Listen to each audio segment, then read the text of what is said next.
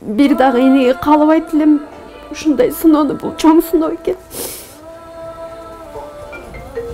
Ошон үчүн сиздерден жардам сурайм. Ар бир минутасына кеч калып атат балам.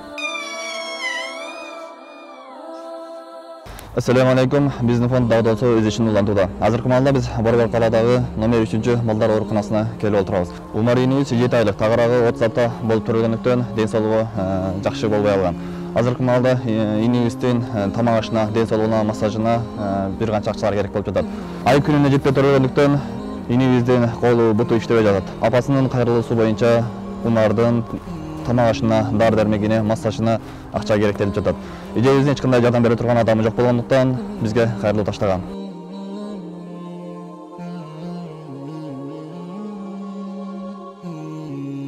Ассаламу алейкум. Жалпы кыргыз элим, мусулман бир туугандарым. Сиздерден жардам сурап кайрылып жатам. Балам ай күнүнө жетпей төрөлүп калгандыгы үчүн оорулуу болуп, врачтар ДЦП смешанный деп диагноз коюшкан. Азыр учурда биз реабилитационный центрлерден лечение алышыбыз керек. Колумда жоктугуна байланыштуу. Эки баланын энеси мен жалгыз бой энемин. Анан сиздерден кайрымдуу элимден жардам сурап кайрылып жатамын. Колдон келсе жардам кылыңыздар. Мен балам буту баспайт, эгер лечениясын калтырсаңар дейт, мойну турбайт. Азыр 10 ай болду, 6 килограмм болду балам. Жакшы лечение алсаңар, жок дегенде бир нерсени кармап, өзүнүн муктаждыктарын аткарып калат дейт.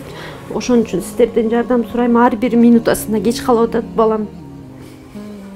Ушул күнгө чейин биз төрөлгөндө эле 2 айында лечение алышыбыз керек экен. Ушул күнгө чейин эч кимден жардам ала албадым. Кайрылдым көп жерлерге.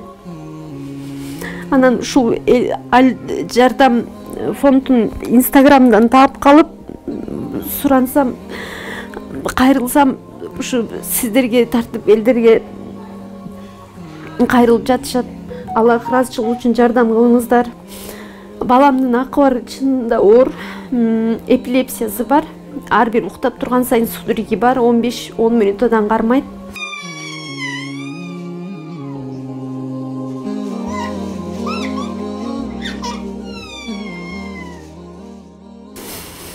Мен чыдай албайт экем, аябай кыйналып жатам учурда.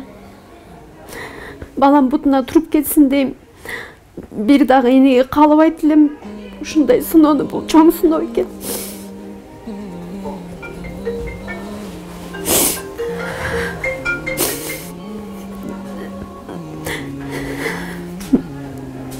Ушу азыр больницада убактылуу биз лечение алып жатабыз.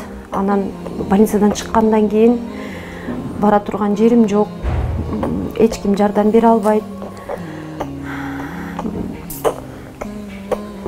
Балам колумдан түшпөйт, көөрөк ыйлайт. Анан иштей да албаймын. Тамак ашка деле акчам жок, чынын айтсам. Азыр чыккандан кийин кайда барам билбеймин. Баары жакшы болот буюрса.